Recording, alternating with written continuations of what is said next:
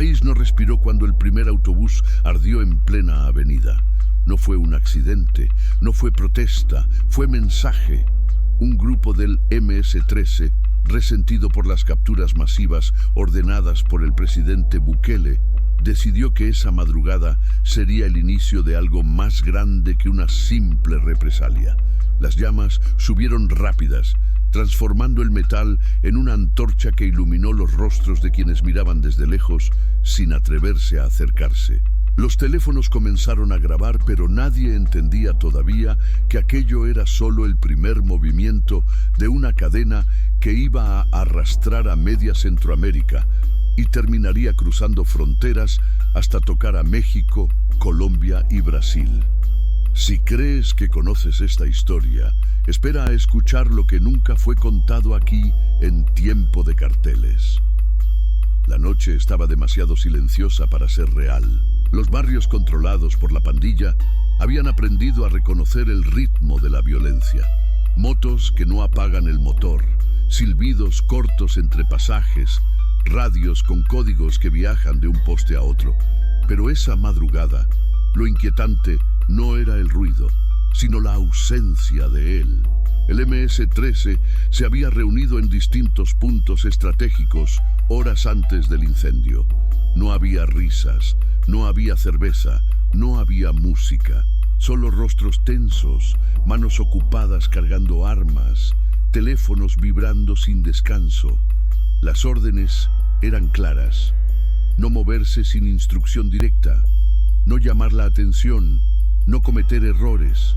Las detenciones masivas ejecutadas en El Salvador no solo habían debilitado parte de la estructura local, sino que habían encendido una chispa emocional entre quienes aún estaban libres. Y cuando un hombre de la pandilla desaparece sin explicación, sin defensa, sin oportunidad, el resto no olvida. Los encargados de vigilar el movimiento policial sabían que algo no encajaba desde mucho antes de que estallara el primer autobús. Informantes en la calle reportaban patrullas que no pertenecían a los distritos habituales, vehículos sin placas moviéndose en caravana, oficiales armados sin los emblemas de sus unidades. Ese tipo de silencio no era normal.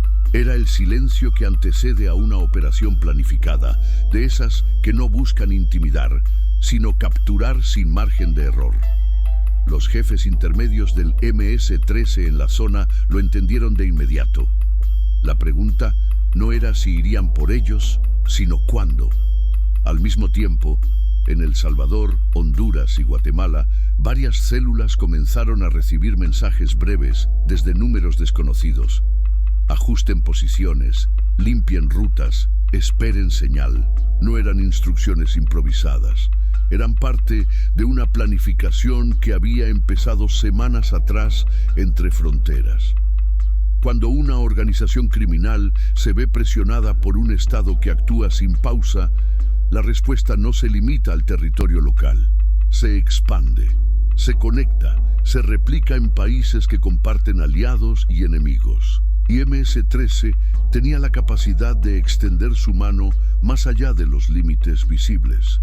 En México, grupos vinculados a la pandilla habían estado en observación silenciosa desde la captura de un enlace que coordinaba flujos de armas y dinero entre Guatemala y Chiapas. No era un nombre famoso, no era un líder de alto perfil, pero era alguien clave para mantener estable la estructura financiera. Su caída había sido interpretada como advertencia, y advertencias no se dejan sin respuesta.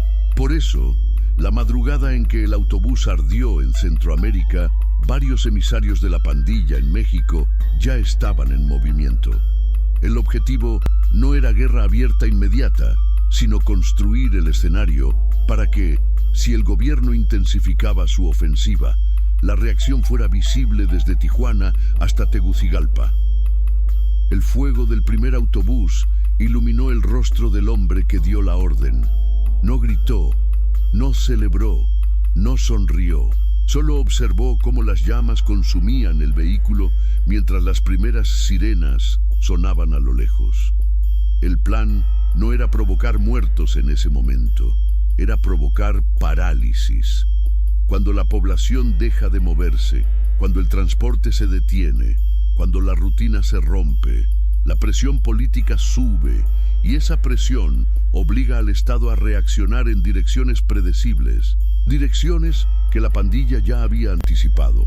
Lo que nadie fuera del círculo criminal sabía era que ese primer incendio no era un acto aislado, sino parte de una serie de eventos coordinados para expandir el caos de forma calculada.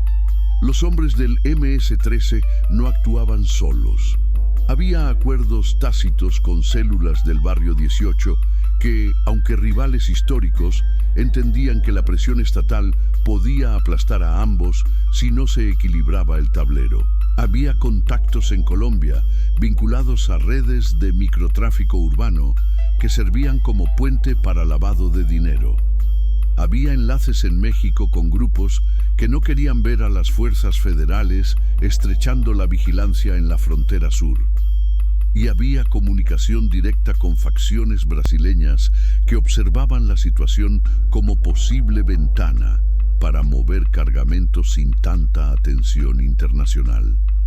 La policía tardó minutos en llegar, pero esos minutos fueron suficientes para que la pandilla se dispersara sin dejar rastro.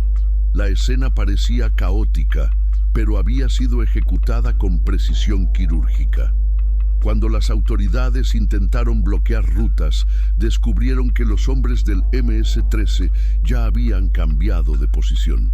Cuando intentaron rodear los barrios controlados, encontraron calles vacías, sin movimiento, sin ruidos, pero llenas de ojos mirando desde adentro. La tensión creció mientras los oficiales intentaban leer un terreno que no les pertenecía.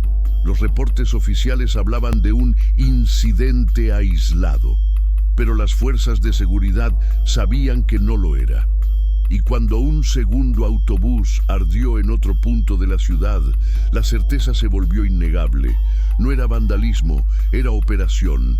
Y si 2 autobuses ardían, el tercero no tardaría. La ciudad comenzó a frenar lentamente. Autobuses dejaron de circular. Conductores se negaban a salir. Estudiantes quedaron atrapados. Madres llamaban a hijos pidiendo que regresaran antes del anochecer. Lo que para algunos eran simples incendios, para quien conocía la dinámica criminal, era una señal. El MS-13 estaba respondiendo de forma pública. En México, la noticia subió rápido por las redes internas de los carteles. No era asunto local, era precedente.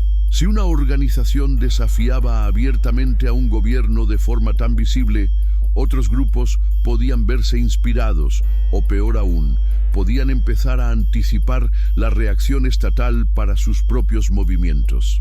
El cártel Jalisco Nueva Generación monitoreó la situación en tiempo real. Sinaloa hizo lo mismo por vías diferentes. Ambos sabían que un conflicto en Centroamérica podía alterar el tráfico de mercancías y rutas clandestinas. Si crees que lo que has escuchado hasta ahora es intenso, espera lo que viene. Porque lo que empezó con un autobús incendiado estaba a punto de convertirse en un conflicto que cruzaría territorios enteros. Y aquí, en tiempo de carteles, vamos a seguir cada paso. El amanecer no trajo calma. Apenas trajo luz suficiente para revelar el humo que seguía saliendo del esqueleto del segundo autobús. Las sirenas se habían vuelto parte del fondo sonoro de la ciudad, pero lo más inquietante no era el ruido, sino la manera en que la población se movía.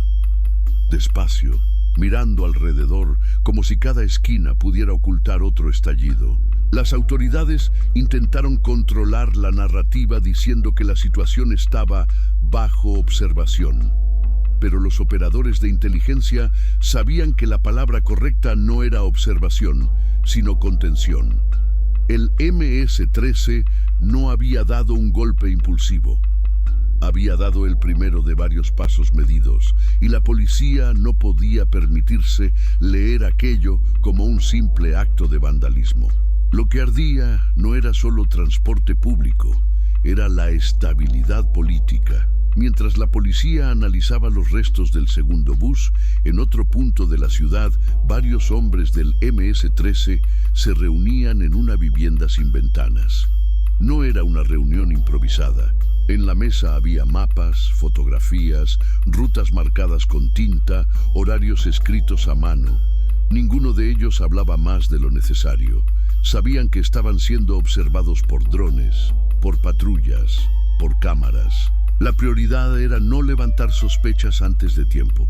Un líder intermedio, conocido solo como Morsa, daba instrucciones con movimientos de mano, sin levantar la voz.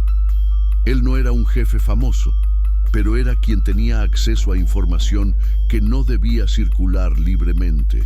Su función era coordinar, no liderar.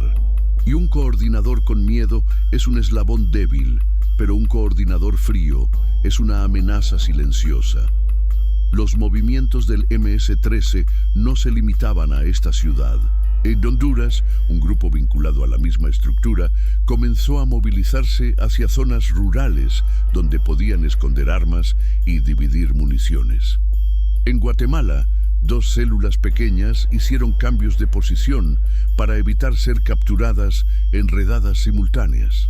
Y en México, contactos cercanos al cártel Jalisco Nueva Generación recibieron mensajes que no pedían apoyo directo, pero sí advertían sobre los cambios de presión que podrían afectar rutas de tráfico en Chiapas, Tabasco y Veracruz. Esa comunicación no era casual. Cuando una estructura criminal siente que su base se está debilitando, extiende la mano hacia organizaciones más grandes, no para pedir ayuda, sino para medir hasta dónde llegará la presión y qué territorios podrían quedar vulnerables. Al mismo tiempo, la policía local se reunía en un cuartel improvisado para analizar la situación. No había euforia, no había sensación de control. Había preocupación. Los comandantes sabían que una quema de autobuses podía ser interpretada como un gesto político, pero 2 quemas en puntos diferentes, con tiempos calculados y rutas paralizadas, era otra cosa. Era una declaración de guerra, no de la guerra tradicional, sino de una guerra diseñada para paralizar la economía, generar miedo y debilitar la imagen del gobierno. La policía sabía que la respuesta debía ser rápida, pero también sabía que un movimiento en falso podía provocar enfrentamientos que terminaran en masacres innecesarias. Y si algo había demostrado el MS-13 a lo largo de los años, era que sabía aprovechar el caos mejor que nadie. Mientras los oficiales discutían el siguiente paso, los barrios afectados vivían una tensión que no necesitaba explicación. Las tiendas abrían tarde, algunos comercios no abrían en absoluto, y las calles estaban llenas de miradas desconfiadas. Nadie decía nada en voz alta, pero todos intuían que lo peor todavía no había ocurrido. Los transportistas, temiendo nuevos ataques, se negaron a salir sin escolta. Las escuelas suspendieron clases, los hospitales activaron protocolos de emergencia. No había detonaciones en ese momento, pero el silencio que se instaló en la ciudad era más pesado que cualquier bala. En ese mismo silencio, varios integrantes del MS-13 se movían a través de calles estrechas, utilizando motocicletas sin placas y vehículos viejos que no llamaban la atención. No iban armados a simple vista, pero cada uno sabía dónde esconder un arma en caso de confrontación. El objetivo no era volver a atacar de inmediato. El objetivo era asegurarse de que la policía no pudiera predecir el siguiente movimiento. La incertidumbre es una herramienta poderosa cuando se sabe utilizar. Morsa recibió una llamada corta. 2 palabras bastaron para cambiar el ritmo de toda la operación. Movimiento confirmado. No explicó el contenido a los demás, solo comenzó a repartir instrucciones. Sabía que la policía estaba reuniendo fuerzas para un posible cerco. Sabía que los oficiales estaban nerviosos, cansados y temían que una reacción tardía fuera interpretada como debilidad. Y en ese tipo de escenarios, cualquiera que pierda la calma, pierde también el control. La situación se complicó aún más cuando la noticia llegó a Bogotá, Medellín y Cali. Grupos que operaban microtráfico asociado a la pandilla comenzaron a reorganizar sus rutas para evitar redadas que pudieran extenderse por influencia política. La captura de varios miembros en Centroamérica generaba un efecto dominó en países donde la pandilla no era mayoría, pero sí tenía influencia suficiente para alterar mercados locales. En Brasil, facciones que mantenían acuerdos intermitentes con el MS-13 observaron la situación con cautela. Sabían que cualquier movimiento brusco podría cerrar rutas de armas o de dinero, y la logística era una parte del negocio que nunca se podía permitir perder. Mientras tanto, la policía decidió reforzar puntos clave de la ciudad. Colocaron patrullas en avenidas principales, desviaron rutas, cerraron accesos, pero esos movimientos también fueron leídos por el MS-13 como señales de donde la fuerza del Estado era más débil. Cada patrulla cuyas luces se encendían revelaba un punto vulnerable. Cada calle bloqueada decía más de lo que ocultaba.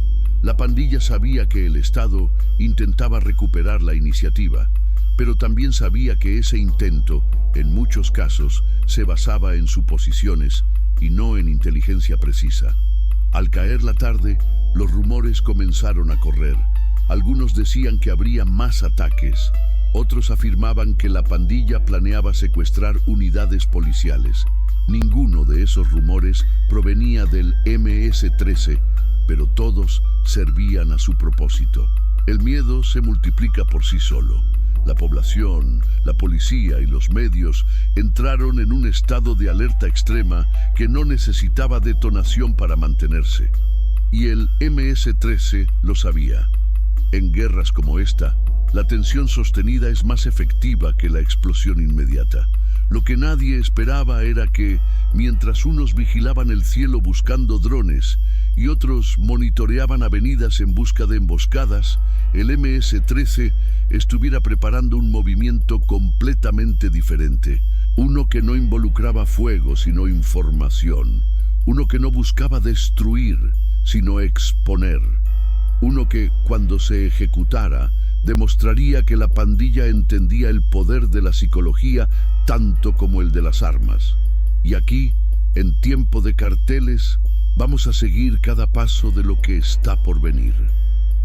La noche cayó como un telón pesado sobre una ciudad que ya no respiraba con normalidad. No había estruendos, no había explosiones, pero el silencio que se había instalado era tan denso que cualquier sonido parecía fuera de lugar. Los pocos autobuses que aún intentaban circular avanzaban escoltados por patrullas, mientras los conductores miraban por los retrovisores con una mezcla de miedo y resignación.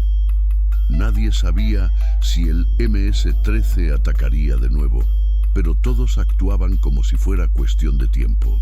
Y en ese clima de tensión contenida, la pandilla preparaba su siguiente movimiento en un lugar donde la policía jamás pensaría buscar, en las sombras digitales. Aunque muchos imaginaban al MS-13 como una estructura puramente callejera, la realidad era diferente. La organización llevaba años incorporando miembros jóvenes con habilidades en informática, redes y manejo de comunicaciones encriptadas. Sabían que la guerra del presente no se ganaba solo con pistolas o machetes, sino con inteligencia. Por eso, mientras los oficiales reforzaban avenidas, Morsa y su grupo habilitaban un pequeño centro de operaciones improvisado en un depósito abandonado. Allí, en una mesa llena de cables, computadoras viejas y teléfonos modificados, trabajaba un equipo silencioso. 3 jóvenes que jamás habían participado en una balacera, pero que tenían más poder que varios fusiles juntos. Los muchachos no hablaban entre ellos. Se comunicaban a través de gestos rápidos, códigos escritos en papel que luego destruían. Habían logrado interceptar fragmentos de comunicación entre unidades policiales y dependencias gubernamentales, no para escuchar conversaciones completas, sino para identificar movimientos, rutas y debilidades. El MS-13 sabía que no podía derrotar al Estado en el terreno militar, pero sí podía golpear donde más dolía: la percepción. Si la población creía que la policía no tenía el control, el miedo haría el resto. Mientras tanto, la policía desarrollaba un operativo nocturno con el objetivo de detener a líderes intermedios. Tenían nombres, fotografías, direcciones aproximadas. Lo que no sabían era que la mayoría de esos datos ya estaban filtrados. Morsa había recibido información antes de que los equipos tácticos siquiera salieran del cuartel. Cada movimiento que la policía consideraba sorpresa ya estaba anticipado por la pandilla.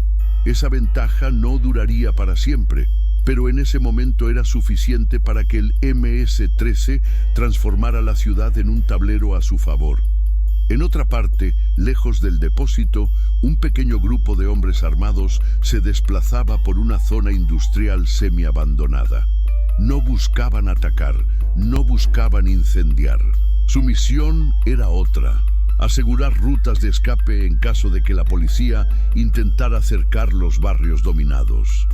Armados con fusiles, radios y mochilas con alimentos y munición, actuaban como piezas móviles que podían cerrar calles o abrir pasajes improvisados entre estructuras deterioradas. Esta estrategia había sido utilizada en Honduras y El Salvador durante redadas masivas, y ahora se replicaba sin necesidad de confrontación directa.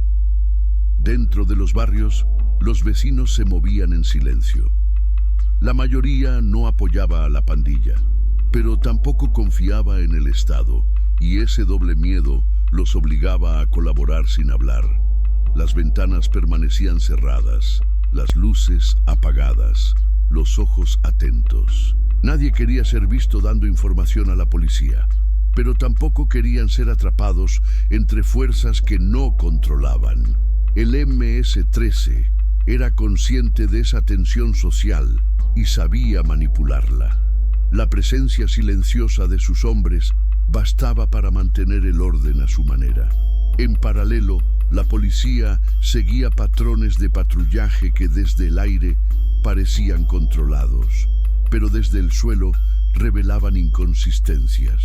Había zonas donde los oficiales se movían en grupos demasiado pequeños, otras donde las patrullas se quedaban estáticas demasiado tiempo, y varias calles que habían sido bloqueadas sin motivo táctico aparente.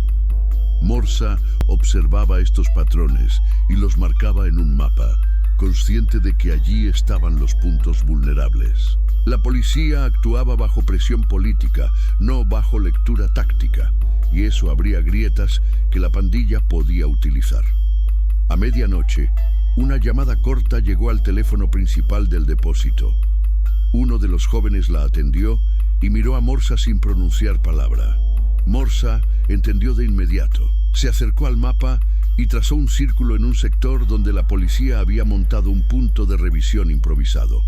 Allí, varios oficiales habían detenido vehículos en busca de sospechosos. Lo que no sabían era que uno de los autos detenidos contenía algo más que pasajeros nerviosos. Contenía pruebas que la pandilla había infiltrado para sembrar confusión. El vehículo llevaba documentos falsificados que apuntaban a un supuesto plan de expansión territorial del MS-13 en conjunto con otros carteles mexicanos. Fotos manipuladas, mapas alterados y mensajes fabricados formaban un paquete perfecto para generar alarma. El objetivo no era engañar a la policía por completo, sino sembrar la duda suficiente para que su reacción fuera desordenada. Y funcionó. Al revisar los documentos, los oficiales comenzaron a llamar a superiores, quienes a su vez alertaron a otras unidades. La información se distorsionó en minutos. Lo que había sido diseñado para generar incertidumbre se convirtió en un incendio interno que consumía más energía de la que la policía podía perder. En cuestión de horas, la noticia se había filtrado a los medios. Programas de televisión comenzaron a hablar de supuestos vínculos entre el MS-13 y carteles del norte de México, incluso mencionando al CJNG y al cártel de Sinaloa. Los expertos debatían sin datos confirmados. La población se alarmaba. Las redes sociales explotaban en rumores, y el MS-13 observaba todo desde las sombras, sin necesidad de disparar un solo tiro. El caos no siempre se crea con explosiones. A veces basta con una mentira sembrada en el lugar correcto. Pero mientras el Estado se desorganizaba, algo más comenzaba a moverse fuera de su vista. En Chiapas y Veracruz, contactos cercanos al CJNG analizaban los reportes y no les gustaba lo que veían. Aunque sabían que los documentos eran falsos, entendían que la tensión podía desviar recursos federales hacia el sur, abriendo espacio para movimientos estratégicos en el norte. Y cuando un cartel percibe oportunidad, no la deja escapar. Lo que había empezado como una represalia local estaba a punto de convertirse en un efecto dominó transnacional. Mientras la policía luchaba por entender el alcance real de la amenaza, Morsa y su equipo ya planeaban el siguiente paso. Un paso que alinearía a grupos de diferentes países en una secuencia de eventos que nadie sería capaz de frenar de inmediato.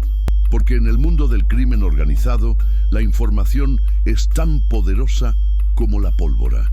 Y el MS-13 acababa de demostrarlo. Si crees que ya viste lo más peligroso, espera lo que viene. Aquí, en Tiempo de Carteles, seguimos cada movimiento.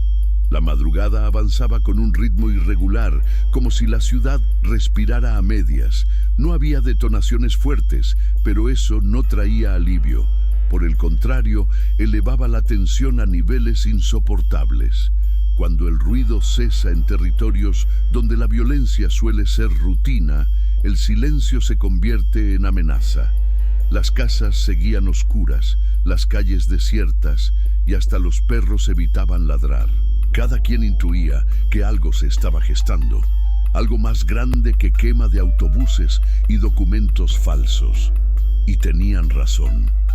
Mientras las autoridades debatían qué hacer con la supuesta información encontrada en el vehículo interceptado, Morsa ya evaluaba el impacto del engaño, observaba el mapa marcado con círculos y líneas rojas, comparando los movimientos policiales con la reacción en redes sociales. Los jóvenes encargados del centro digital habían hecho su trabajo con precisión quirúrgica. La confusión sembrada había dividido a las unidades tácticas y sembrado desconfianza en la cadena de mando. Ese era el objetivo real, y estaba funcionando. Pero el MS-13 no era la única estructura criminal que analizaba ese tablero. A cientos de kilómetros, en México, el CJNG discutía una situación que, aunque no tenía relación directa con ellos, podía convertirse en oportunidad. La presión hacia el sur podía liberar el norte y permitir movimientos más agresivos en zonas disputadas con Sinaloa. Las tensiones internas entre facciones mexicanas nunca se detienen, y una distracción internacional amplia era el escenario perfecto para probar límites. Por otro lado, Sinaloa no se quedaba atrás. Observaban la situación desde otro ángulo. Si el Estado mexicano reforzaba la frontera sur debido al caos en Centroamérica, las rutas de paso por mar podrían quedar desatendidas. Y esas rutas eran vitales para operaciones más discretas. Mientras los carteles mexicanos analizaban posibilidades, en Colombia el movimiento fue diferente. Varios grupos urbanos vinculados a microtráfico, algunos con lazos históricos con estructuras centroamericanas, comenzaron a reducir operaciones visibles. No era por solidaridad, sino por cálculo. Entendían que una ola de violencia regional atraería atención internacional, especialmente de agencias estadounidenses, y preferían bajar el perfil antes de que las investigaciones cruzaran fronteras. En Brasil, las facciones que mantenían comunicación indirecta con el MS-13 también ajustaron sus movimientos. PCC y CB monitoreaban la situación desde sus propias redes de inteligencia. No buscaban involucrarse directamente, pero sabían que cualquier operación masiva en Centroamérica podría afectar rutas que usaban como conexión hacia el norte. Los movimientos financieros también eran sensibles a cambios externos, y la presión política podía interferir en operaciones bancarias disfrazadas de comercio legal. La lectura era clara. Lo que parecía un conflicto localizado estaba generando ajustes tácticos en al menos 4 países. Mientras ese efecto dominó se desarrollaba, la policía local seguía tratando de recomponer su estrategia. Habían enviado equipos para patrullar zonas donde los rumores apuntaban a posibles ataques, pero esos equipos apenas lograban mantener presencia simbólica. Cada calle cerrada abría un nuevo punto débil. Cada patrulla que se movía dejaba otra área sin vigilancia. La ciudad se convertía en un rompecabezas imposible de controlar sin información confiable. En un barrio especialmente crítico, un grupo pequeño del MS-13 se mantenía oculto en una casa aparentemente abandonada. No tenían armas visibles, pero dentro de mochilas había fusiles desarmados y munición suficiente para varias horas de enfrentamiento. A pesar de eso, la orden principal no era atacar, era resistir. El objetivo no era iniciar una guerra frontal, sino obligar al Estado a desgastarse. La policía no podía retirarse sin perder credibilidad, pero tampoco podía avanzar sin correr el riesgo de confrontaciones mortales. La pandilla era experta en jugar con ese tipo de dilemas. En el centro de mando policial, los oficiales de alto rango revisaban mapas, informes y fotografías aéreas.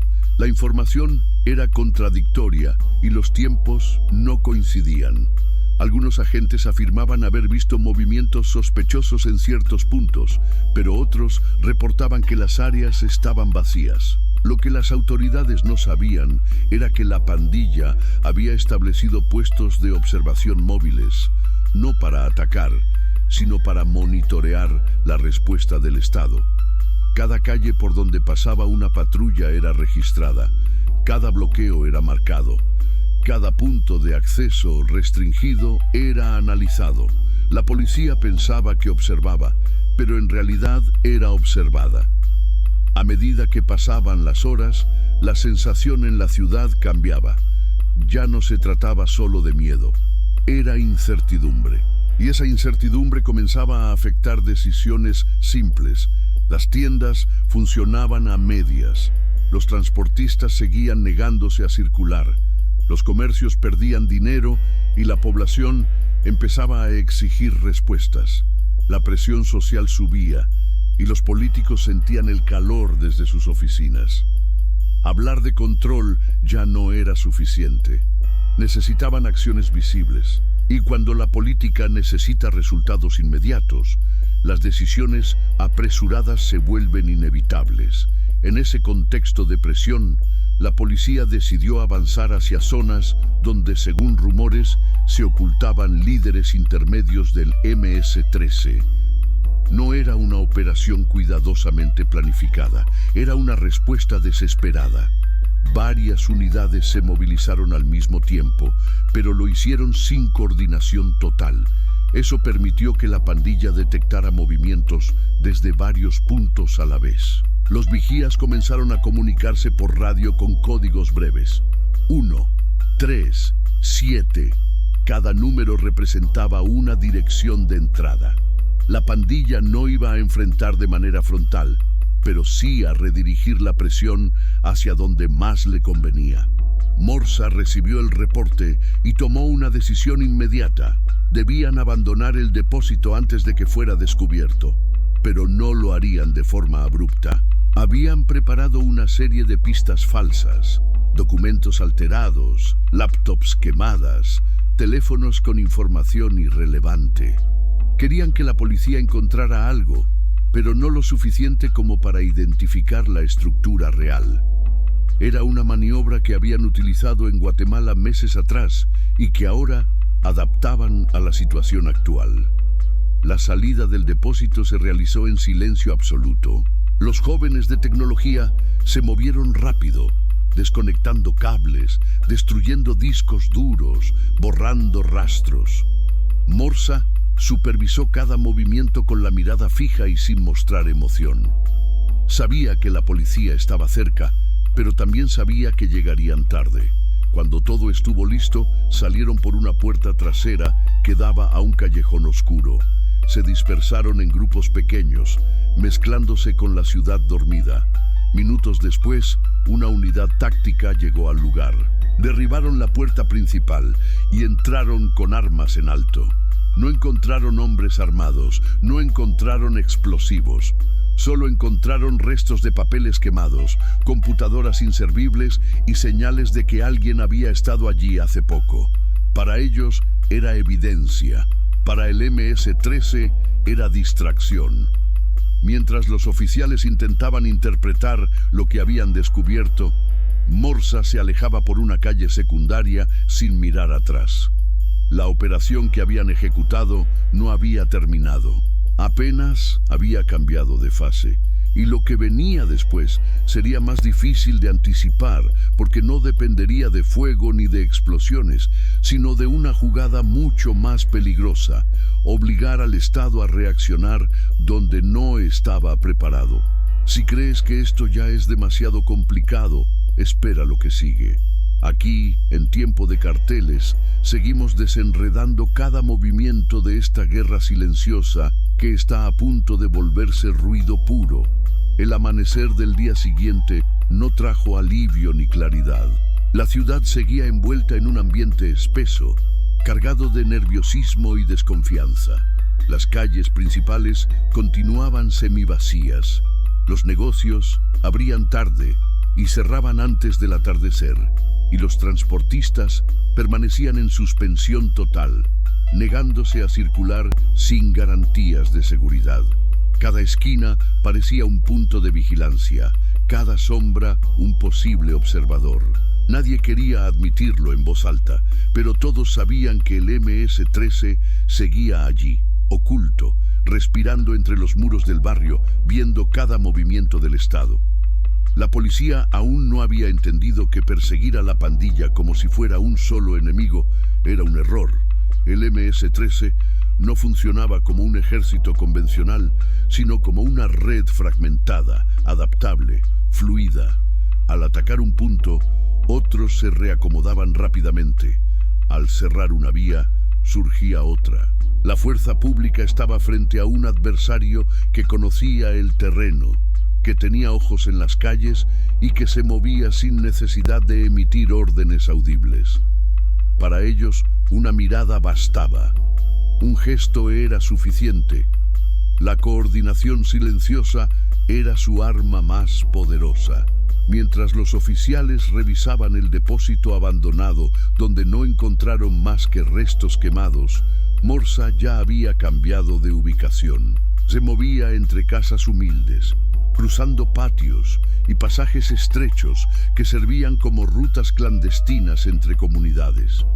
La pandilla llevaba años creando esos caminos invisibles que no figuraban en ningún mapa oficial.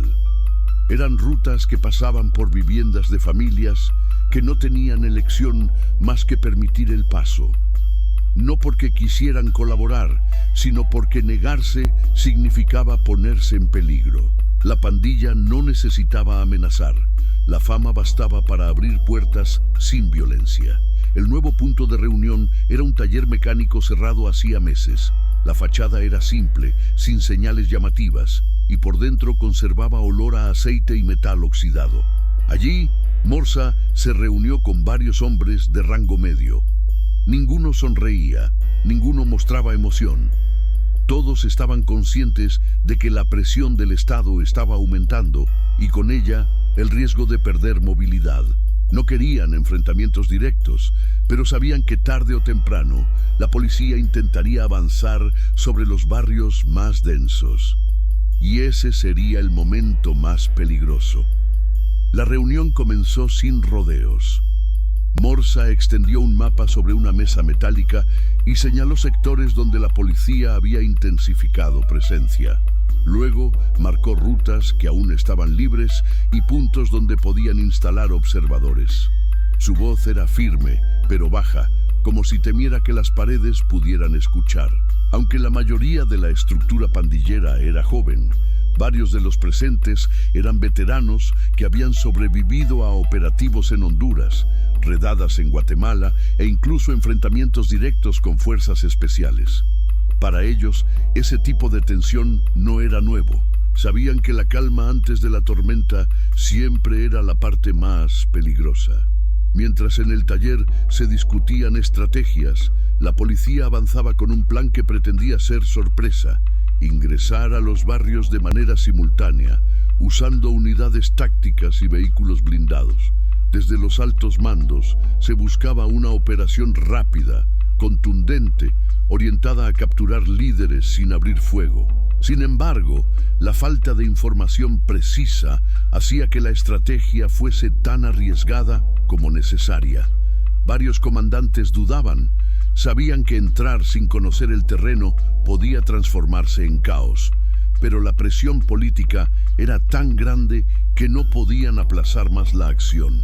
A kilómetros de distancia, en Chiapas, la situación estaba siendo monitoreada por contactos del CJNG, no porque apoyaran al PMS-13, sino porque entendían que una intervención desordenada del Estado podría cerrar rutas importantes que ellos mismos utilizaban para mover mercancía hacia el norte. Las tensiones locales en Centroamérica generaban efectos secundarios que podían alterar operaciones completas en México.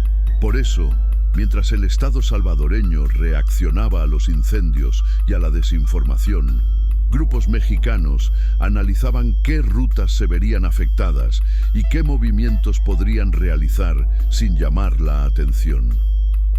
Al mismo tiempo, Sinaloa estudiaba un escenario diferente. Si las fuerzas de seguridad se concentraban en el sur, los puertos del Pacífico podrían quedar con vigilancia reducida. Eso permitiría desplazar cargamentos más grandes sin riesgo de intervención. Para ellos, los problemas del MS-13 eran oportunidades logísticas. No buscaban involucrarse en el conflicto, pero sí aprovechar la reconfiguración de prioridades del Estado. De regreso en la ciudad, la policía comenzó a movilizar equipos hacia los barrios conflictivos. No era un avance coordinado con precisión, sino una respuesta apresurada. Las unidades se dividieron en pequeños grupos, algunos a pie, otros en camionetas blindadas. La presencia policial generó nerviosismo inmediato entre los habitantes. Muchos cerraron puertas, otros se escondieron dentro de sus casas.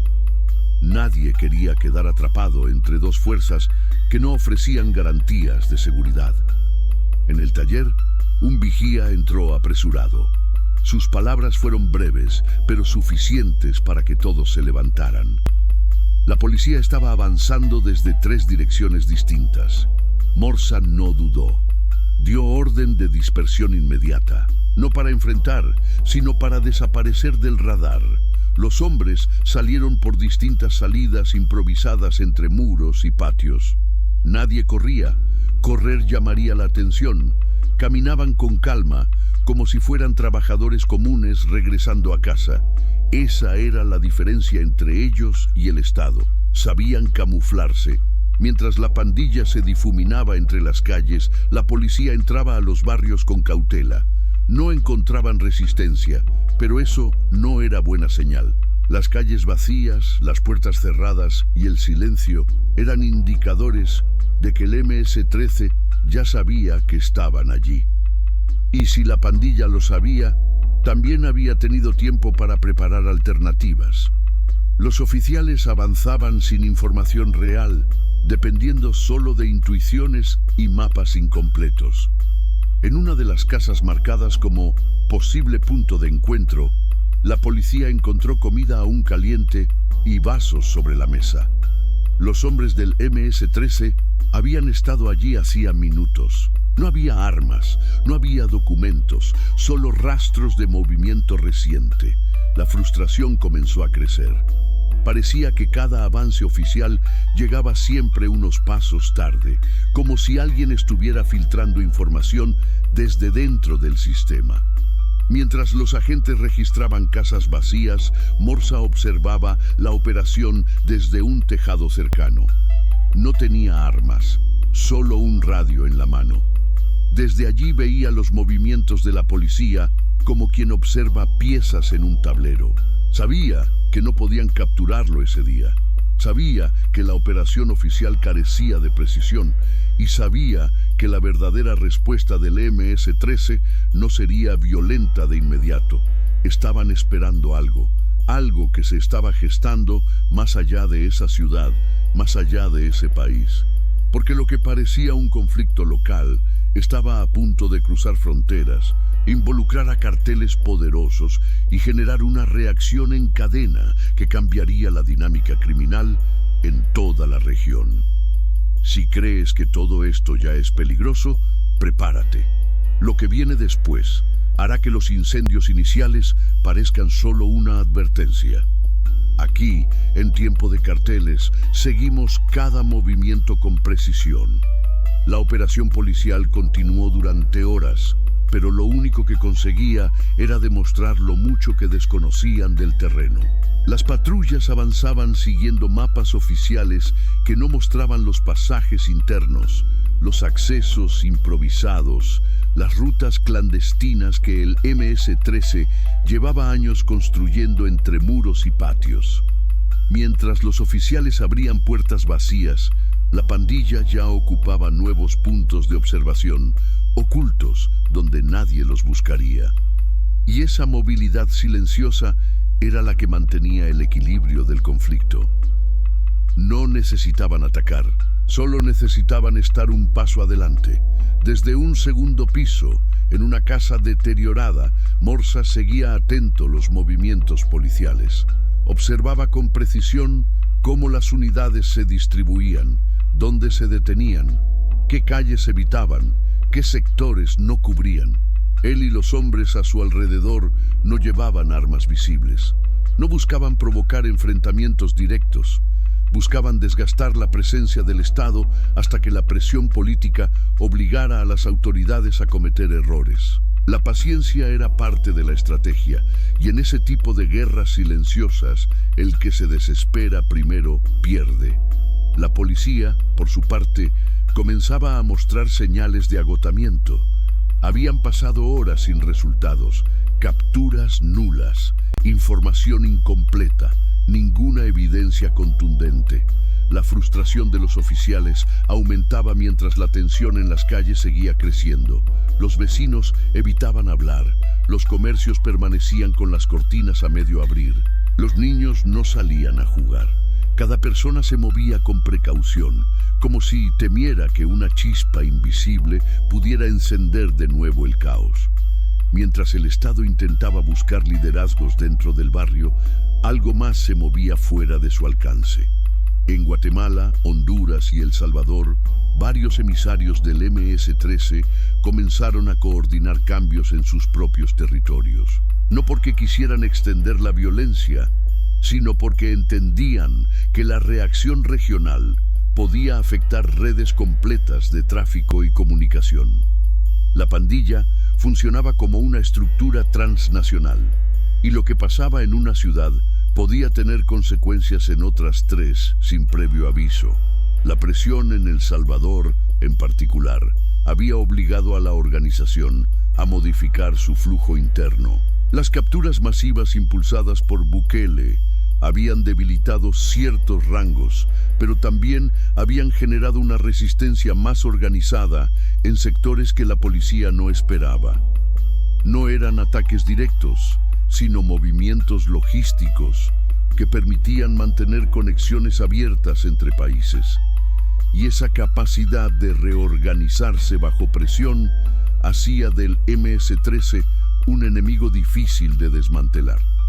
Mientras tanto, en México, el CJNG continuaba analizando la situación con mayor interés que antes. Sus informantes en la frontera sur reportaron movimientos inusuales, retenes improvisados, caravanas policiales, vehículos militares cruzando hacia zonas donde usualmente no se patrullaba.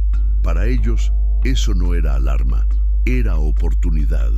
Si el gobierno mexicano enfocaba el sur, ciertas regiones del norte podrían quedar con supervisión reducida durante días. Y cualquier disminución en vigilancia era suficiente para desplazar cargamentos de alto valor sin riesgos mayores. Por otro lado, el cártel de Sinaloa también monitoreaba los reportes. No respondían con agresividad, sino con análisis. Observaban cómo las decisiones en Centroamérica influían en la región entera. Sabían que la policía estaba tomando medidas reactivas, no preventivas.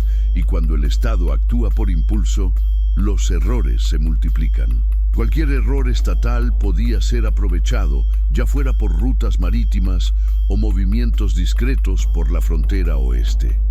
El mapa criminal se adaptaba tan rápido como el político. Mientras los carteles mexicanos calculaban movimientos, en Colombia empezaban a surgir señales preocupantes. Grupos urbanos que servían como distribuidores locales para redes afiliadas notaron que las autoridades estaban pidiendo informes más detallados de actividades sospechosas. No era coincidencia. Cada país respondía a los incendios del MS-13 en cascada, ajustando vigilancia y presión interna. Los colombianos sabían que si la atención internacional se mantenía en Centroamérica, la DEA y otras agencias aumentarían coordinación en Sudamérica.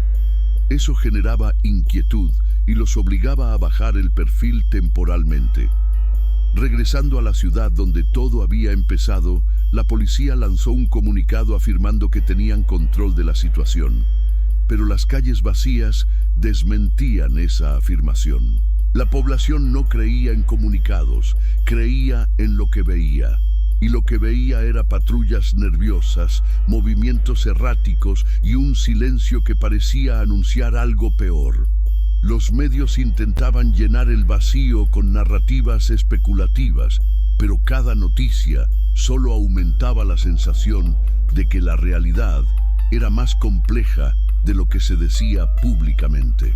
En un callejón apartado, un mensajero del MS-13 llegó a la ubicación temporal de Morsa. Era joven, delgado, sin tatuajes visibles. Esa era su ventaja. Podía caminar sin ser detenido ni generar sospechas. Traía un mensaje corto, escrito en un papel doblado. Morsa lo leyó sin cambiar la expresión. El mensaje decía: confirmado en Chiapas.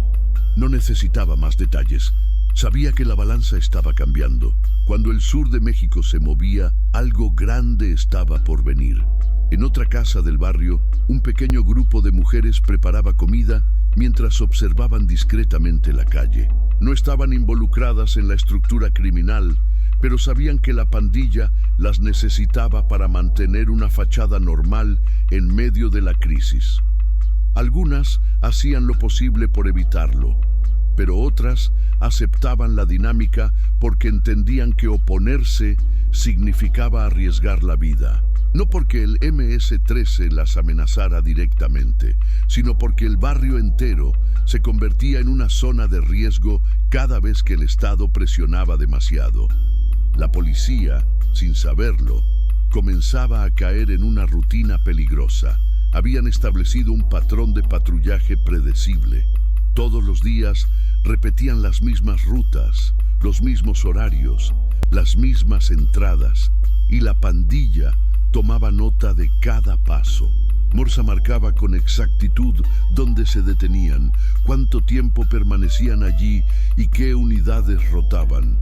No para enfrentar, para esperar el momento adecuado. Hacia la tarde, un oficial de rango medio comunicó que la operación iba a intensificarse al día siguiente. Pretendían ingresar al barrio con mayor fuerza, usando equipos tácticos en simultáneo. Para los jefes policiales era un paso necesario. Para el MS-13 era exactamente lo que esperaban. La policía creía que tenía la iniciativa, pero en realidad estaba siendo conducida paso a paso hacia un escenario preparado por la pandilla. Morsa reunió a sus hombres más experimentados. No habló de armas ni de emboscadas. Habló de tiempo. Habló de espera. Habló de información. La guerra real no estaba en las balas, sino en los movimientos. Y el Estado estaba a punto de moverse exactamente donde ellos querían. Porque lo que venía no sería un ataque frontal, sino un golpe psicológico que iba a exponer la fragilidad de toda la operación policial. Si crees que lo peor ya pasó, estás muy lejos de la verdad. Aquí, en Tiempo de Carteles, seguimos cada paso de esta guerra silenciosa que está a punto de estallar en varias direcciones a la vez. Cuando el amanecer rompió la línea del horizonte, la ciudad se movía con una tensión que se respiraba antes de verse. El aire estaba quieto, pero no por calma. Era el tipo de silencio que anuncia que algo se está acumulando debajo de la superficie. Las patrullas ya estaban en posición, formando parte del plan que la policía aseguraba tener bajo control. Sin embargo, en los callejones donde la luz apenas entraba, los hombres del MS-13 sabían que ese plan no contemplaba la verdadera dimensión del barrio. Los oficiales comenzaron su despliegue desde 3 accesos distintos. La estrategia era simple sobre el papel: avanzar en simultáneo, cerrar rutas de salida y registrar viviendas marcadas por inteligencia previa. Pero esa inteligencia no consideraba que el mapa presentado por las autoridades estaba incompleto. No mostraba pasadizos, ni muros perforados, ni puertas traseras que conectaban casas enteras. El barrio era un laberinto vivo, modificado durante generaciones para resistir justamente ese tipo de incursiones. Mientras las primeras unidades ingresaban, un equipo de la MS-13 se movía silencioso entre viviendas. No llevaban armas largas, solo radios internos y pistolas ocultas. Su misión no era enfrentar el avance, sino redirigirlo. Cada acceso que encontraban libre era bloqueado con obstáculos improvisados. Motocicletas atravesadas, puertas metálicas cerradas por dentro, objetos que parecían basura, pero que obligaban a las patrullas a detenerse. No buscaban detener a la policía para siempre, solo retrasarla lo suficiente. A unas cuadras de allí, Morsa observaba la escena desde una ventana estrecha. Sus ojos fríos analizaban el movimiento de los uniformados, como si estudiara una coreografía repetitiva. Sabía que el impulso natural de quienes no conocen el terreno es avanzar hacia donde se abre espacio. Y eso era exactamente lo que los pandilleros querían: guiar a las unidades hacia sectores donde la visibilidad era mínima y donde cualquier movimiento podía parecer amenaza. La policía avanzó siguiendo ese patrón. Entraron en un pasadizo estrecho entre 2 edificios. A primera vista parecía seguro, un corredor recto, sin bifurcaciones visibles. Pero lo que no sabían era que, metros más adelante, el corredor se dividía en 2 niveles, uno hacia la terraza, otro hacia un sótano improvisado. En ese punto, la MS-13 había colocado observadores, no para atacar, sino para medir el tiempo de reacción. Cuando la patrulla llegó a la bifurcación, 2 oficiales se detuvieron confundidos. No figuraba en el plano. Se comunicaron con la central, pero la central no tenía respuestas. Cada minuto de indecisión era valioso para la pandilla. Aquella pausa improvisada permitió a varios hombres de la MS-13 atravesar el corredor paralelo sin ser vistos, moviéndose hacia posiciones donde podrían vigilar sin arriesgar un choque directo. La policía comenzó a frustrarse. La operación, que debía ser quirúrgica, se convertía en una serie de decisiones improvisadas. Y peor aún, los oficiales empezaron a notar que, mientras avanzaban, los sonidos del barrio se desvanecían. Ni un televisor, ni un perro ladrando, ni niños corriendo. Ese silencio era más preocupante que los enfrentamientos del día anterior. En otra parte del barrio, un grupo de jóvenes pandilleros recibía instrucciones de un veterano. No era momento de disparar. No era momento de exhibir armas. Solo era momento de mover piezas. Ellos eran los fantasmas, los encargados de sembrar confusión sin aparecer en video ni quedar registrados. Su papel era generar la sensación de que la MS-13 estaba en todos lados sin necesidad de mostrar fuerza. Mientras eso ocurría, la policía recibió un reporte urgente. Un vehículo sospechoso había sido visto en las afueras del barrio, con placas alteradas. Las unidades no sabían que ese vehículo sospechoso no era parte del MS-13, sino parte del CJNG, que empezaba a observar la operación desde afuera. No iban a intervenir, pero sí iban a registrar cada paso. Si el MS-13 caía, se abrirían rutas. Si la policía fallaba, habría caos. Y el caos siempre es negocio para carteles con visión expansiva.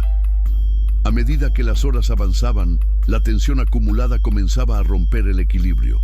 Un ruido metálico, un portazo malinterpretado, un movimiento brusco. Cualquier detalle podía desatar un enfrentamiento. Y ese detalle llegó. En uno de los sectores más angostos, un oficial creyó ver una sombra moverse detrás de un muro y disparó un tiro de advertencia. Ese disparo cambió todo. El sonido retumbó en las paredes del barrio como un trueno. Las familias se tiraron al suelo por reflejo. Los oficiales que estaban más adelante retrocedieron de inmediato, creyendo que era una emboscada. Y aunque el disparo no había sido respondido, la percepción de amenaza fue suficiente para que la operación se volviera tensa al extremo. La MS-13 escuchó el disparo y supo lo que significaba. La policía estaba al borde del error. Y un error es un recurso invaluable. Morsa transmitió la orden: esperen.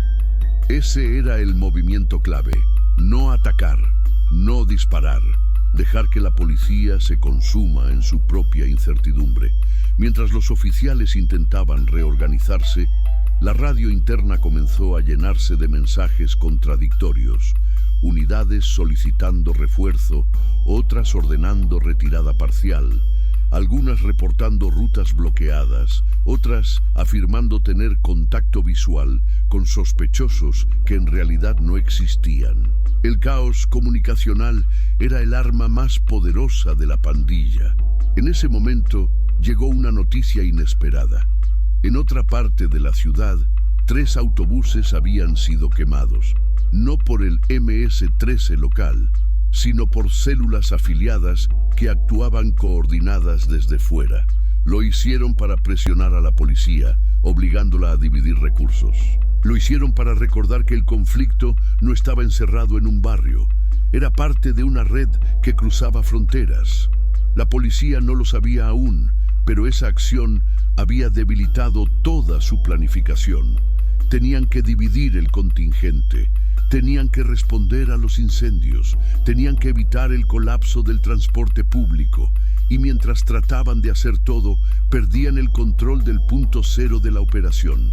Morsa recibió la confirmación del incendio de autobuses y sonrió apenas. Era la señal de que el equilibrio se inclinaba a favor de la pandilla. Ahora solo debían resistir unas horas más para que la presión política obligara a la policía a retirarse parcialmente.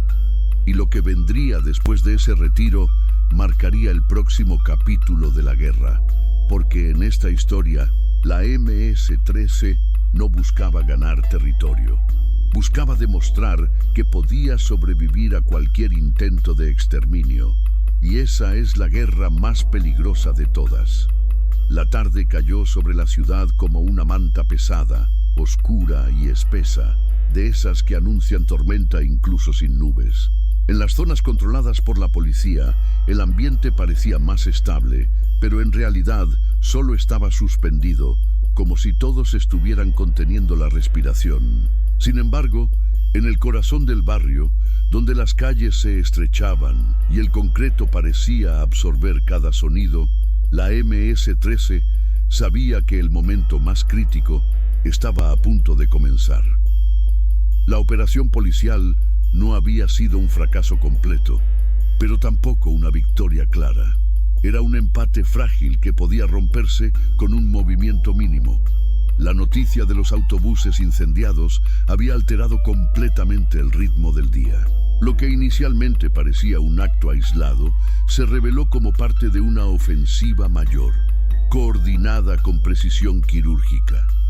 La policía trataba de fraccionar sus unidades para responder a los distintos focos, pero cada desplazamiento dejaba huecos, grietas que los hombres de la pandilla conocían demasiado bien.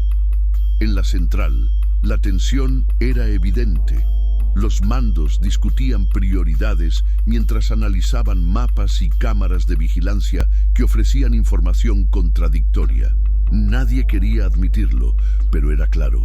El tablero se había movido de un modo que ya no controlaban. Mientras eso sucedía, Morsa se mantenía en movimiento constante, cambiando de posición cada pocos minutos. No era paranoia, era supervivencia. El sonido distante de helicópteros cruzaba el cielo, pero ya no sobrevolaban directamente la comunidad.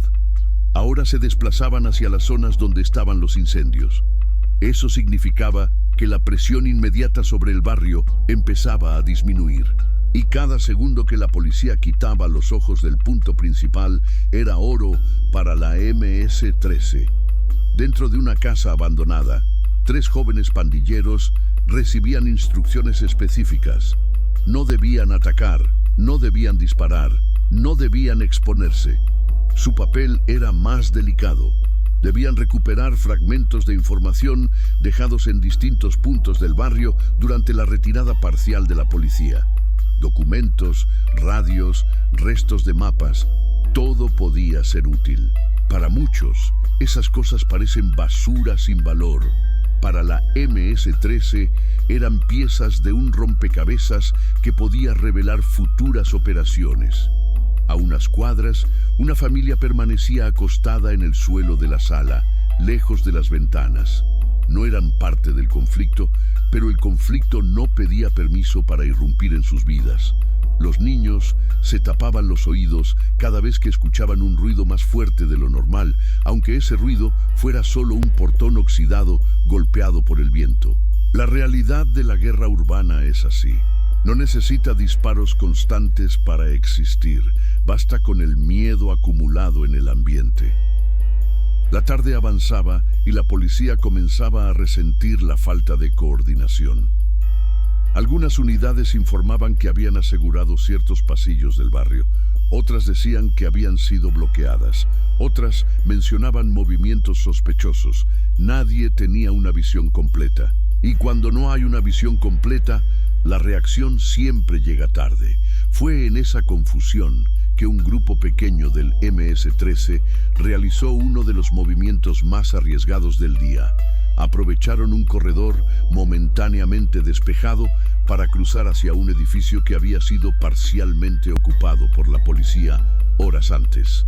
No buscaban enfrentamiento, querían observar, querían oír, querían saber qué se había dicho dentro de ese inmueble que ahora parecía abandonado. Tomaron nota mental de equipos dejados a medias, de anotaciones en pizarras improvisadas, de radios fuera de sintonía. Un vistazo rápido pero revelador. Mientras tanto, en la central policial, la presión política se hacía sentir más fuerte que cualquier amenaza armada.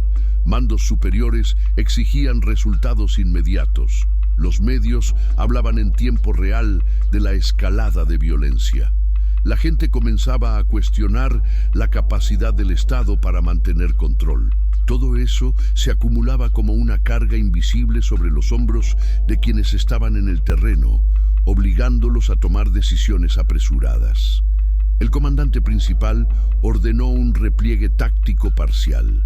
No era retirada completa, pero sí un ajuste de posiciones que en apariencia permitiría reorganizar fuerzas.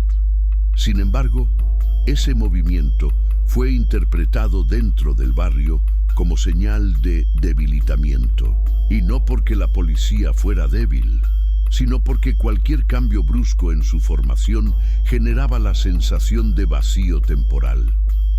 Y el vacío siempre es aprovechado por la pandilla. Morsa recibió la confirmación de ese repliegue y no perdió tiempo. Ordenó a varios grupos reocupar los pasillos que habían sido abandonados por la policía. No era un avance agresivo, era reposicionamiento estratégico. Sabían que la policía volvería, pero querían hacerlo desde una posición más preparada. Cada esquina recuperada significaba un punto más de observación. Cada azotea retomada significaba control visual. Era un juego lento, pero eficiente. En los límites de la comunidad, un movimiento inesperado comenzó a tomar forma. Vehículos sin placas, de colores neutros, empezaron a estacionarse en calles amplias. No pertenecían a la policía salvadoreña.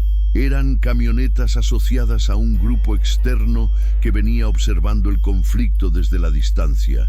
Emisarios vinculados a facciones del norte de Honduras, interesados en medir la resistencia real del MS-13 y su capacidad de reacción bajo presión estatal. No intervendrían, pero estaban allí para ver quién resistía y quién caía. El crimen organizado también evalúa alianzas con base en momentos de crisis. La noche se acercaba y con ella volvía la tensión. Las luces del barrio parpadeaban, como si la electricidad estuviera siendo afectada por la presencia militar en las inmediaciones. Las sombras se alargaban en los callejones. Un perro ladró sin motivo aparente, y ese ladrido se propagó como un eco inquietante. En ese ambiente cargado, cualquier decisión errada podía desencadenar algo peor que los incendios de la mañana. La policía, confundida por la falta de claridad en el terreno, comenzó a plantear la posibilidad de reforzar la operación al amanecer siguiente. Pero eso implicaba aceptar que el día había sido inconcluso. Y admitir inconclusión en medio de presión política era casi lo mismo que admitir derrota. Del lado del MS-13, la interpretación era diferente. Para ellos, el simple hecho de seguir en pie representaba una victoria simbólica. La pandilla confiaba en su capacidad de adaptación, y aunque habían tenido bajas menores, conservaban su estructura interna intacta. Morsa, mientras observaba el movimiento policial a la distancia, entendió algo que le resultó inquietante, incluso a él. La policía no estaba retrocediendo por miedo, sino por estrategia. Y eso significaba que el amanecer siguiente sería aún más peligroso, porque cuando un Estado reorganiza fuerzas y regresa con precisión, ya no busca controlar territorio, busca romper estructura. Y esa, para la MS-13, es la amenaza más difícil de enfrentar. La noche cayó con un peso distinto, más denso que las anteriores. No era solo cansancio acumulado, era la certeza de que el día siguiente no traería descanso, sino un golpe más fuerte. En los callejones, en las azoteas y en las casas a medio construir, los hombres de la MS-13 se movían como sombras entrenadas. No hablaban más de lo necesario, no encendían luces, no dejaban rastro. Sabían que la policía no había retrocedido por debilidad, sino para preparar una ofensiva más organizada, más amplia, más calculada. Y cuando el Estado reorganiza sus piezas, la pandilla debe ajustar las suyas para no desaparecer. La comunidad estaba en silencio, pero era un silencio inquieto. Las familias intentaban dormir, aunque cada sonido mínimo, una moto lejana, un portón cerrándose, pasos arrastrados, las obligaba a abrir los ojos Era como esperar una tormenta sabiendo que no hay refugio suficiente. Los niños habían aprendido en pocas horas algo que muchos adultos tardaron años en comprender. Cuando el barrio está demasiado callado, no significa que esté a salvo. En una casa de concreto desnudo, Morsa se reunía con dos de los hombres de mayor confianza. No eran muchos, pero cada uno sabía exactamente qué funciones cumplía. La mesa frente a ellos estaba cubierta con un mapa improvisado del barrio, hecho a mano, con líneas que no aparecían en ningún plano policial. Pasadizos, accesos internos, techos conectados por tablones, ventanas que daban a patios ocultos. Esa red era la que había impedido que la policía capturara a figuras clave el día anterior. «Al amanecer vuelven», dijo Morsa, analizando un punto del mapa donde la policía había pausado horas antes. Los demás asintieron en silencio. No era una suposición, era una certeza. La policía había dejado equipos marcando algunos pasillos como señal de que volverían a entrar por allí. Ese tipo de marcación no era casual ni improvisada. La MS-13 conocía esas señales porque también las utilizaba en territorios donde dominaba. A unos metros de allí, en otra casa, un grupo más joven de pandilleros revisaba radios recuperados del avance policial. No sabían descifrar todas las frecuencias, pero habían logrado identificar patrones, horarios, cambios de turno, rutas más utilizadas por las patrullas. Mientras escuchaban fragmentos de comunicación entre oficiales, aprendían cómo se movía el enemigo. Para una pandilla acostumbrada a sobrevivir en entornos hostiles, esa información era tan valiosa como cualquier arma. Mientras eso ocurría dentro del barrio, en la central policial, la situación era tensa. Los mandos superiores habían recibido otra presión adicional. Nuevas amenazas informales circulaban a través de redes sociales, videos y mensajes anónimos supuestamente atribuidos a células afiliadas a diferentes carteles que veían en la ofensiva contra la MS-13 una oportunidad para expandirse. Nadie podía confirmar su autenticidad, pero el solo rumor era suficiente para alterar la estrategia inicial. La policía sabía que si actuaba con exceso de fuerza, podría provocar una expansión del conflicto hacia zonas donde la presencia estatal era débil. Si actuaba con suavidad, la pandilla interpretaría eso como un retroceso. En medio de esa confusión, un reporte llegó a la central. Un convoy pequeño, sin identificación oficial, había sido visto cerca de una de las salidas secundarias del barrio. No pertenecía a ninguna división normal del Estado. La patrulla que lo reportó pidió instrucciones, pero nadie tenía una respuesta clara. La policía no sabía que ese convoy estaba asociado a un grupo externo que venía monitoreando la situación desde la distancia. No iban a intervenir directamente, pero estaban allí para evaluar el posible colapso de la MS-13 y medir la capacidad del Estado para mantener el control. En las calles del barrio, la tensión aumentó cuando un grupo de vecinos comenzó a salir de sus casas para buscar agua o alimentos. No había disparos ni persecuciones en ese momento, pero la prudencia era evidente. Los hombres de la MS-13 no impedían su paso, pero tampoco dejaban de observarlos. Controlar el ambiente sin mostrar fuerza era parte de la estrategia. La pandilla sabía que si se mostraba demasiado agresiva, los habitantes podrían comenzar a hablar con la policía cuando la presión aumentara. Si se mostraba demasiado invisible, el Estado interpretaría eso como debilidad. Necesitaban un equilibrio fino. Cerca de la medianoche, un ruido fuerte se escuchó en una de las entradas principales del barrio. No era un disparo, todavía, sino el sonido metálico de una barricada improvisada que había sido derribada. Morsa giró el rostro inmediatamente. Sabía que eso no era casual. Le tomó menos de un minuto enviar a 2 de sus observadores hacia la zona.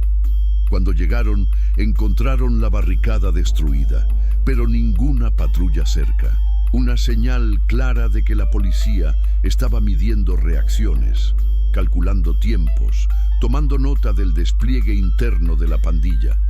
La MS-13 entendió que el enemigo ya no solo observaba desde afuera, estaba probando la resistencia desde dentro. En la central, los mandos discutían si debían intervenir de inmediato o esperar refuerzos.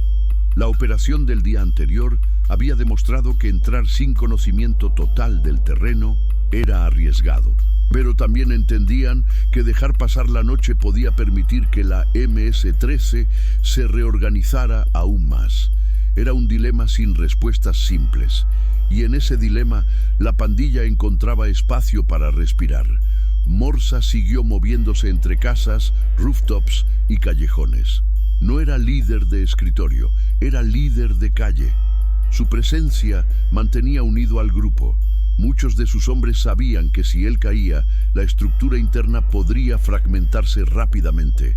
Esa era la razón por la que la policía apuntaba específicamente a figuras como él. No necesitaban capturar a todos los pandilleros, solo a los que mantenían la organización funcionando. Cerca de las 2 de la madrugada, un grupo de la MS-13 logró interceptar una conversación parcial entre 2 unidades policiales. No era clara, pero fue suficiente para entender que la operación siguiente no sería pequeña. Hablaban de drones, hablaban de blindados, hablaban de ingreso coordinado. Aquello no era un patrullaje más, era un cerco total. Morsa escuchó ese fragmento y cerró los ojos unos segundos. Sabía lo que venía. Sabía que la policía volvería con más fuerza y más preparación. Sabía que muchos de sus hombres no resistirían un ataque frontal prolongado, pero también sabía que la MS-13 no tenía la opción de rendirse. La noche avanzó sin disparos, pero con un silencio cargado que era peor que cualquier enfrentamiento abierto. Porque cuando el enemigo deja de moverse, no es porque se haya ido, es porque está esperando el momento exacto para atacar. Y ese ataque llegaría con la primera luz del día. La madrugada avanzó con una calma engañosa, de esas que solo aparecen cuando ambos lados se preparan para un choque inevitable. El sonido del viento, casi imperceptible entre las calles estrechas, era lo único que se escuchaba. Ni radios, ni voces, ni motores. La MS-13, dispersa en posiciones estratégicas, evitaba cualquier movimiento innecesario. Sabían que el Estado regresaría con una fuerza que no habían visto desde el inicio del conflicto. Todo lo vivido en los días anteriores parecía un preámbulo a lo que estaba por desatarse. A las 4:23 de la mañana, un zumbido tenue comenzó a escucharse sobre los techos. Casi nadie lo reconoció al principio. No era un helicóptero, tampoco un avión. Era un dron militar, pequeño, pero equipado con cámaras térmicas y sensores de movimiento. Mientras volaba lentamente sobre la comunidad, su luz casi invisible marcaba patrones que apenas podían distinguirse desde el suelo. La MS-13 se mantuvo inmóvil, esperando que pasara, sin mostrar armas, sin correr. Sabían que cualquier desplazamiento brusco podía marcar un punto en la pantalla de control. En la central policial, las pantallas se iluminaban con imágenes en tiempo real del barrio. Las figuras humanas eran visibles como siluetas de calor. Los mandos tomaban notas rápidas, señalando concentraciones sospechosas. A diferencia del día anterior, ahora tenían la tecnología para ver lo que antes era invisible: rutas internas, techos con actividad, pasillos donde una sombra se movía de forma repetida. La policía había decidido no entrar a ciegas esta vez. A las 5:01, los blindados comenzaron a acercarse. Sus motores pesados vibraban en el asfalto, avanzando desde 3 accesos distintos. No se movían rápido, avanzaban con una paciencia calculada, como si supieran que la simple presencia era suficiente para presionar. Cada vehículo llevaba equipos antimotines, unidades fuertemente armadas y un comando especial entrenado para operaciones urbanas. No era una patrulla común, era una ofensiva completa. Dentro del barrio, Morsa miraba desde una ventana estrecha el reflejo de las luces que se movían lentamente por la avenida principal. No dijo una palabra. Sin embargo, su sola postura transmitía el mensaje que todos esperaban. Resistir, pero con inteligencia. No podían enfrentarse de frente a semejante despliegue. Si lo intentaban, serían barridos en minutos. La estrategia era otra. Moverse en silencio, dividirse, obligar a la policía a desperdiciar recursos buscando blancos que no estaban donde creían. A las 5:16, la primera línea policial llegó al borde del barrio. Se detuvieron, no avanzaron inmediatamente. Esperaban la señal de los drones. El comandante habló por radio. Confirmación térmica antes de avanzar.